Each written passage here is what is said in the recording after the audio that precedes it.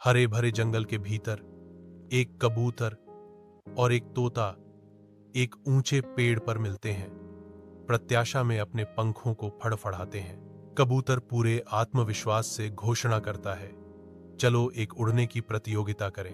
तोते ने सहमति दी, लेकिन बिना शर्त के नहीं। ठीक है, लेकिन हारने वाले को विजेता को अनाज खिलाना होगा। विशाल आकाश के विरुद्ध एक कबूतर और एक तोता ऊपर चढ़ते हैं। उनके उड़ान पथ अलग अलग होते हैं। कबूतर की शुरुआती गति थकान में बदल जाती है। उसकी उतरना शुरू हो जाता है। नीचे जंगल में अनदेखे आंखें उनकी यात्रा का अनुसरण करती हैं। जैसे तोता लगातार उड़ता है, उड़ान प्रतियोगिता से विजयी तोता पेड़ पर लौटता है।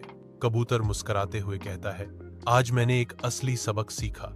तोता बुद्धिमानी से सिर हिलाता है, धीरे चलो, लेकिन लगातार चलो, तभी तुम जीत सकते हो।